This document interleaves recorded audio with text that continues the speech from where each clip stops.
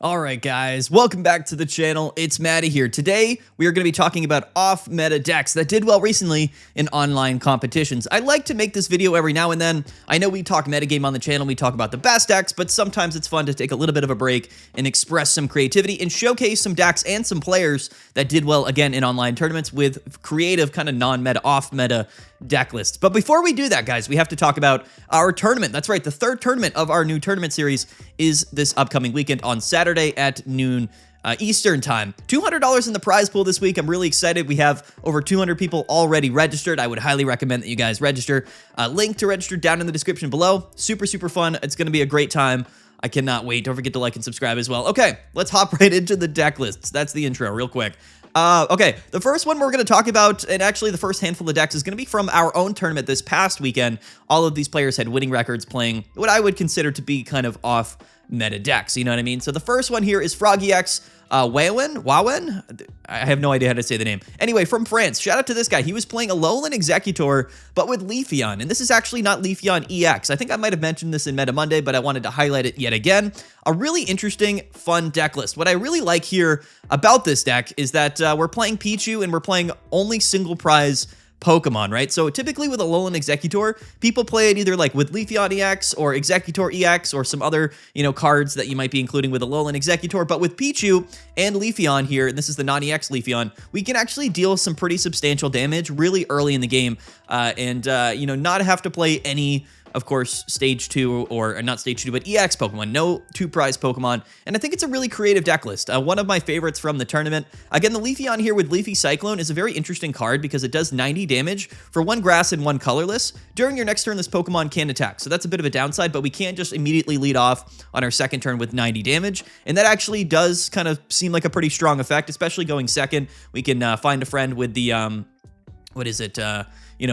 hold on, I gotta go back. There we go. With Eevee, we can find a friend, and then we can just kind of find Leafeon. Also kind of helps us lead into Alolan Exeggutor that easily. Also retreat cost of 1, so what we can do is attack with Leafeon, and then on the next turn, maybe just retreating to Pichu, and then start setting up our Execute. And Alolan Exeggutor is actually a very, very powerful Pokemon.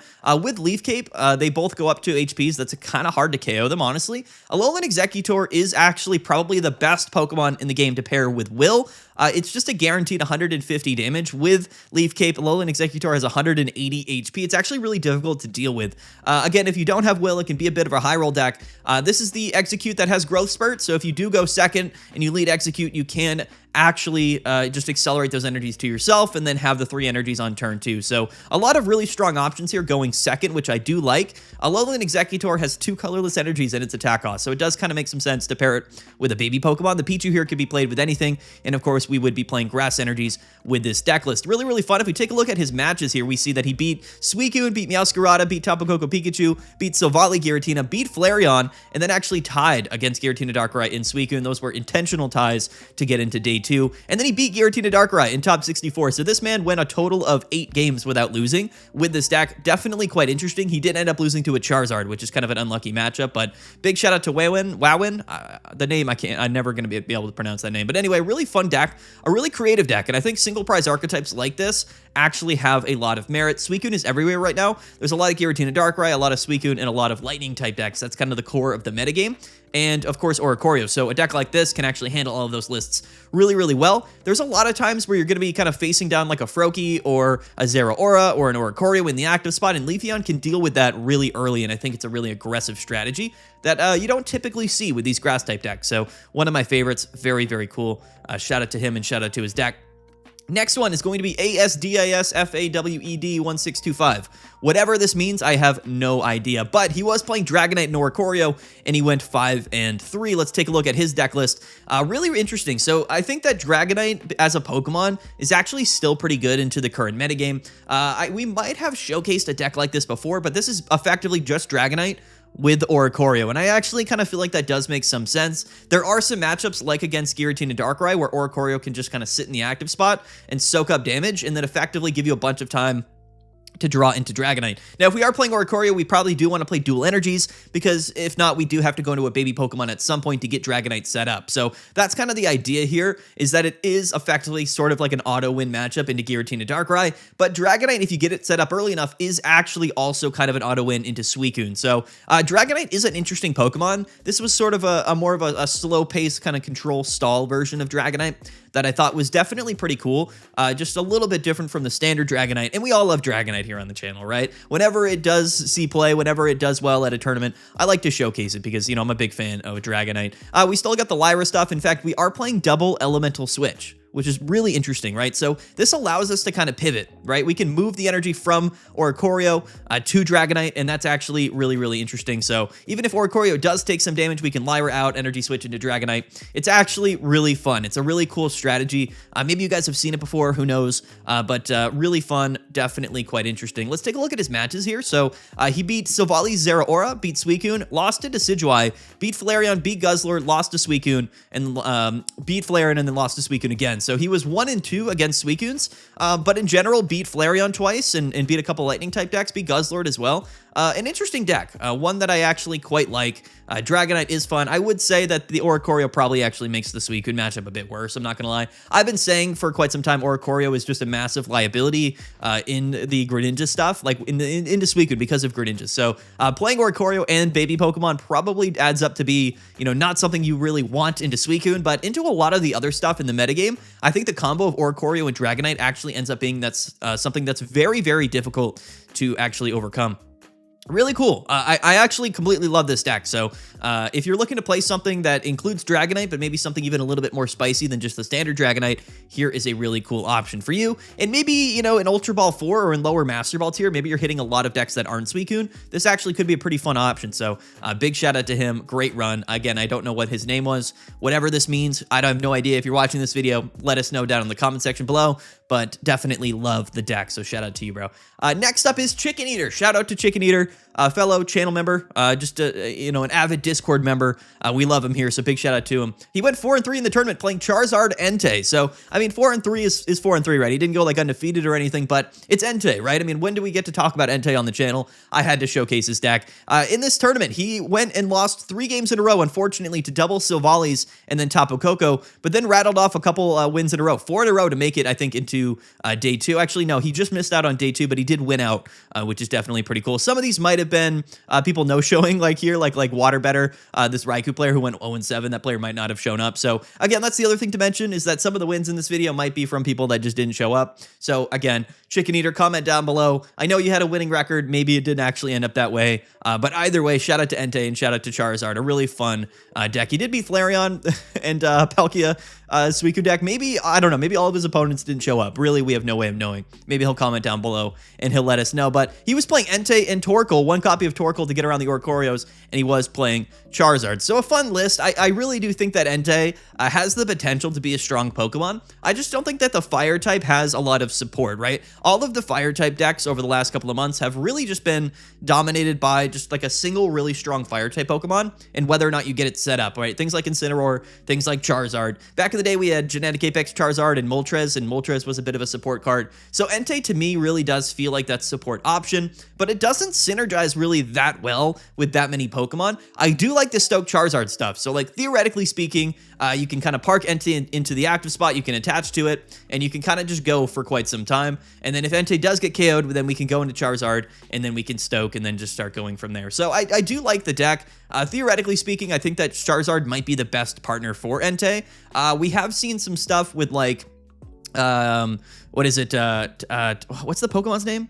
Turtonator, yes. Yeah, we've seen like Entei with Turtonator and like you know, like E-Switch and in the supporter card. I honestly forget what the supporter card is.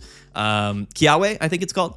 Anyway, there's a couple of strategies for the Fire type, but in general, I think the Fire type is missing a lot of support. And Entei is a Pokemon that unfortunately needs 4 energies to deal 120 damage, which in general isn't very strong. Yes, we're still drawing cards. Yes, we have 140 HP, but yeah, in general, I would say that Entei is, you know, a little bit of an awkward Pokemon for sure. sure, but Stoke Charizard is pretty good. I will say that in the same tournament, Charizard with Cleffa and nothing else ended up getting second place, and also I think a top 16 placement as well. So I think Charizard is actually quite strong into the metagame, but I think because of Suicune's popularity, we're kind of forced to play Charizard in a way that doesn't feel very fun or creative, but is still very strong into the Suicune matchup. Charizard is interesting. It's a very interesting Pokemon because you can build it like a bunch of different ways for particular matchups, and it actually has a very volatile matchup spread depending on how you're building the deck. So you can play a deck list like this, which is going to be good into, maybe some of the, lightning type decks that aren't playing Oricorio or some of the more aggro decks, or you can play Charizard with, Sylveon to be a little bit more consistent into Giratina Darkrai, or you can play it just with Cleffa and nothing else and be good into Suicune. So an interesting deck. I just wanted to showcase it. Comment down below what you guys think. This is, Chicken Eater. He went 4-3 again. The matchups here, who knows, right? I mean, maybe none of these players showed up. You don't really know, quite honestly. But anyway, I wanted to showcase it. Charizard, Entei. He did go 4-3 technically, so there we go.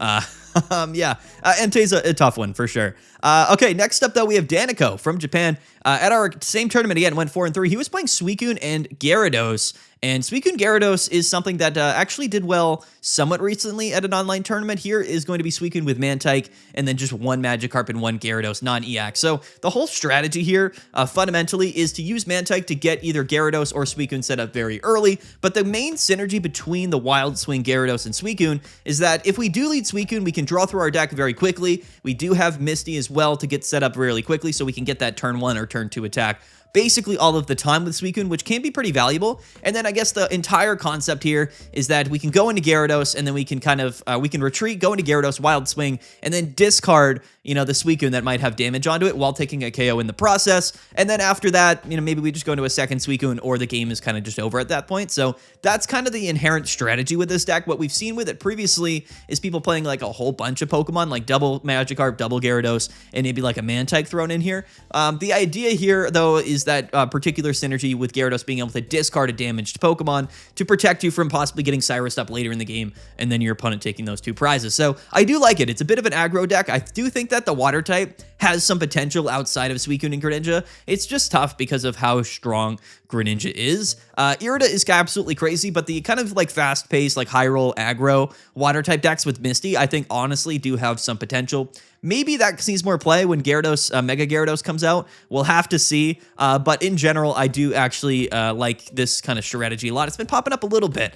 This was the highest placing version of, Suicune and Gyarados. So, I just, again, wanted to showcase it here on this video. This player here, he lost to Giratina Darkrai, won 4 in a row, beat double Suicune Greninjas, by the way, beat Guzzlord, beat Alolan, Raichu, and Silvally, which is a crazy deck, and then lost to Flareon, Jolteon, I believe, and then lost to Suicune. So just kind of barely missed out on day 2, went 4-3, but had a nice little win streak and beat Suicune twice in a row, which is definitely pretty cool. So yeah, I think that, again, I think there's a lot of potential for the water type and for the Suicune decks to change once we go into the next season.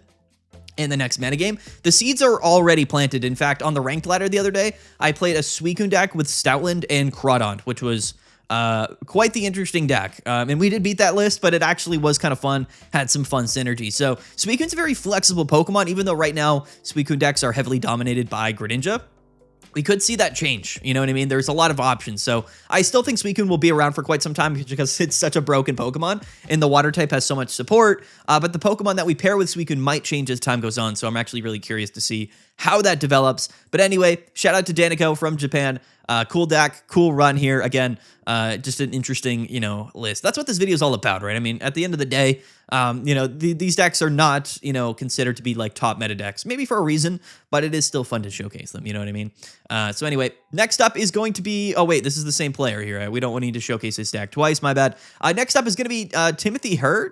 Timothy Herr. Also went 4-3 playing Suicune and Palkia. So again, this is going to be more of like a high roll kind of, aggressive, fast-paced Suicune type deck. Very similar because we're also still playing Gyarados, so the same strategy kind of applies. Both of these players went 4-3. This time we are playing Manaphy and we're playing Palkia. So as you see, this is the version where we're just playing a bunch of basic Pokemon, maybe to use Gyarados more than once. The last deck list was really just using Gyarados once, probably at the end to discard the Suicune.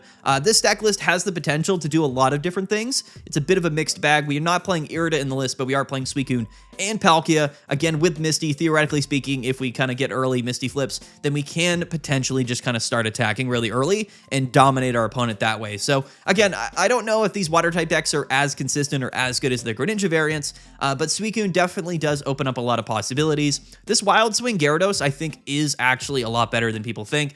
Just the absolute ability to discard a damaged Pokemon is kind of broken, and it is a win condition in some senses, and it can't hit for 140 damage, which is like enough to one-hit KO a lot of Pokemon. So like, theoretically speaking, you can go turn 2 KO 140, and that is pretty crazy. Technically speaking, you can go turn 1 KO 140. I don't know if that's oftentimes going to happen, but maybe we flip heads with Misty. Maybe we get a Dimensional Storm off. Who knows? The Suicune Gyarados stuff is a bit more consistent because we have more Pokemon, which means that Suicune most oftentimes is going to have a full bench to deal more damage. And then, of course, same with Gyarados to discard Pokemon. So, again, this is sort of the off-meta version of, like, the Water-type Suicune deck. It's seen a little bit of play popping up here or there, but still one of my favorite decks. Let's take a look at his matches here. He played a lot of Lightning decks, unfortunately. Did lose and also beat Oricorio and Pikachu, so went 50-50 on that. Also went 50-50 into Suicune and Greninja, but did end up losing to this Turbo Arceus deck, which unfortunately probably costed him his placement there in day 2. Did beat Giratina Darkrai and a Donphan deck, which is pretty cool. But anyway, yeah, there's that player. Shout out to Timothy from the United States playing Suicune Palkia. Definitely a really fun deck. I think that this is a super fun, interesting deck list. Again, Misty is a bit of an RNG card, and the other Suicune deck with Greninja is like the opposite of that, where like, you know, it's always going to do what it wants. It's just like hyper consistent. This is a deck that's very explosive, but maybe a little bit less consistent. Definitely worth mentioning anyway. That's enough Suicune for this video. We're going to move on to some decks from tournaments that weren't our own tournament.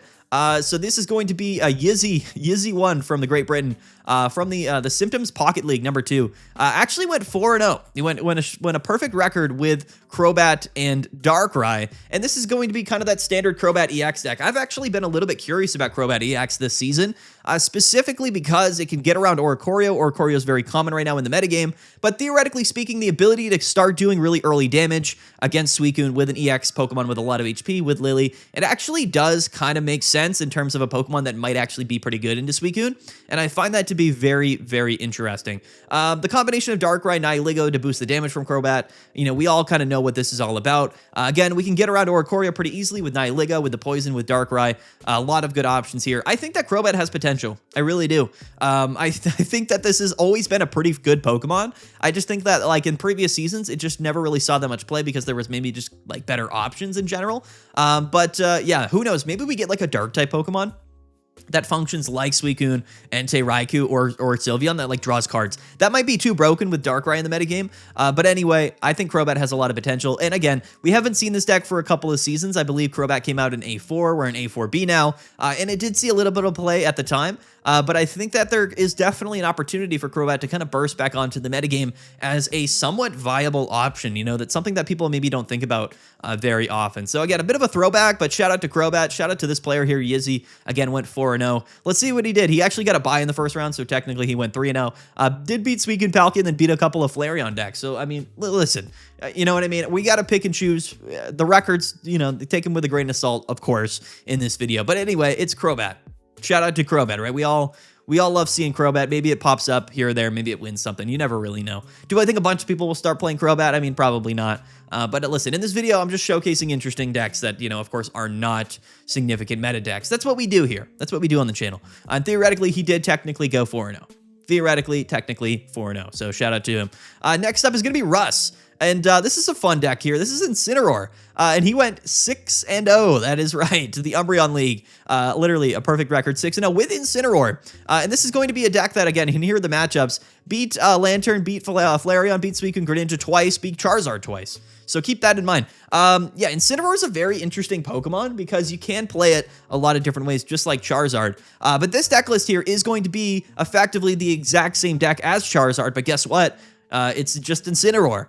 It's literally the same Charizard deck basically that won our turn or got second place at our tournament last weekend. But instead of Charizard, it's Incineroar. And now the prospect of this is actually very interesting with how in the burn damage, like we can actually get around in Torracat, we can actually get around Oricorio a lot easier than the Charizard deck can. And theoretically speaking, it does function very similarly to Charizard in terms of its matchups into Giratina Darkrai and into Suicune, right? You kind of don't want to attack it because at the end of the day, like, you're not doing that much damage. They also play Lily, and you're going to buff them for that Scar charged smash attack. The only downside to Incineroar is that going first, you just can't use that attack until your 4th turn. That is like the inherent downside, but we are playing 2 copies of How, and we are playing Rocky Helmet. So theoretically speaking, even that Fire Fang damage does add up. Only 1 copy of Lily here with Cyrus. I might want to play 2 copies of Lily just because, you know, things happen. But again, this player did go undefeated into Suicune and Charizard. So like we might be onto something here. Russ number 2, Russ the second, he might be absolutely popping off with this Incineroar deck.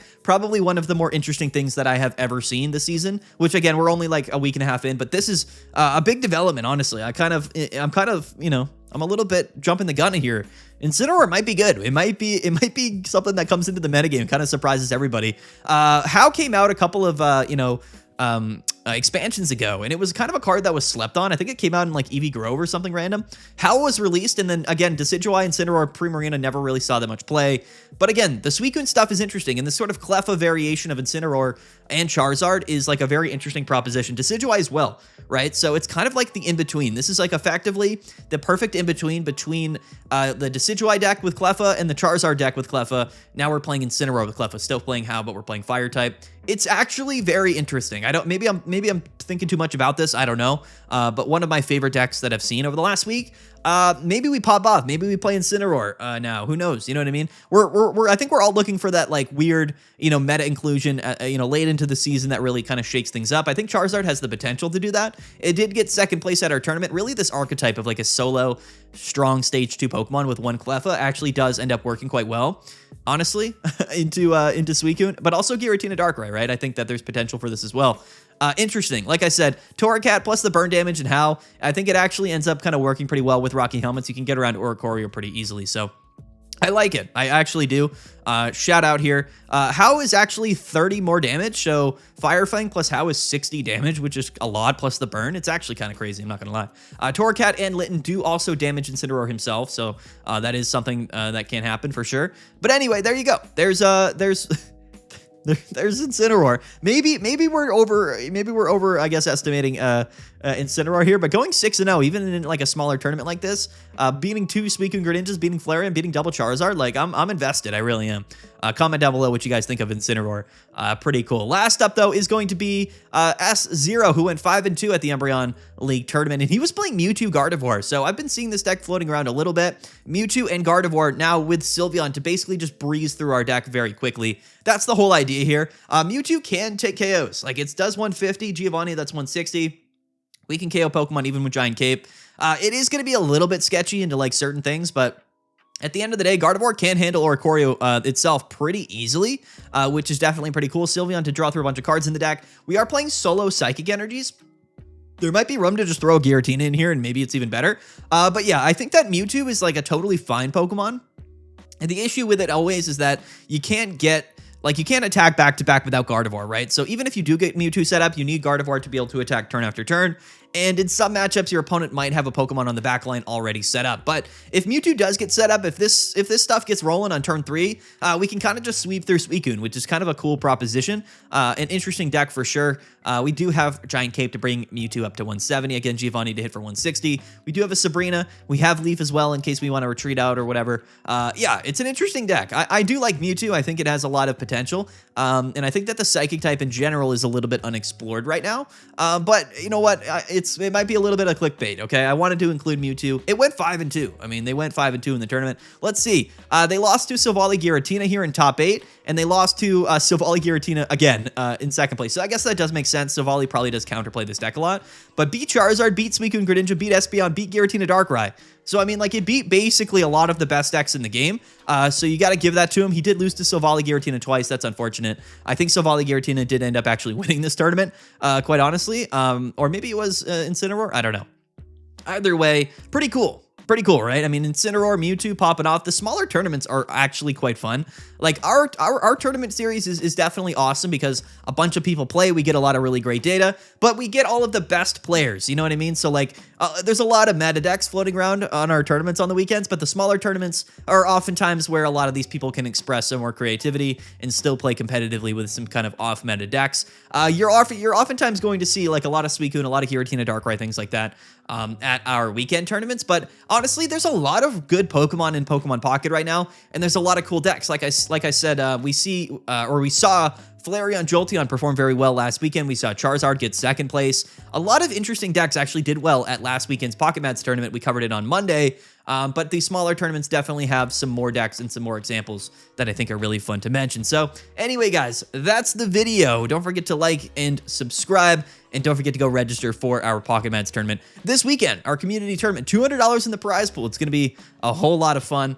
Comment down below what you guys thought of these deck lists. Again, I do like to just kind of showcase stuff that, you know, maybe isn't super popular, or like, you know, things that is not on people's radars, you know, but did like actually do well in competitions. You know what I mean? These videos are important, I think, because you never really know if something new is going to pop onto the, you know, to the scene and pop into the metagame. And showcasing decks like this, I think, does give people the potential to branch out and maybe try something that's a little bit different, right? Again, we're in a bit of a lull right now. We're waiting for new cards. It's been a little while, and a lot of people are playing Suicune. I know I am. I've been playing it on Rank Ladder just because I'm trying to climb. You know what I mean? That's where we're at right now. But yeah, anyway, there it is. There's the video. I mean, what else can we say? I don't know how to end videos. And yeah, we've kind of wrapped it up here. Anyway, guys, let's get out of here. Peace out. Comment down below what you guys thought of the decks.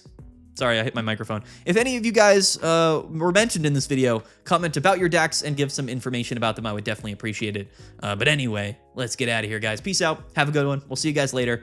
Best decks for ranked is going to be tomorrow, so stay tuned for that. And then, of course, the tournament this weekend. But yeah, I'm rambling. Let's end the video. Bye.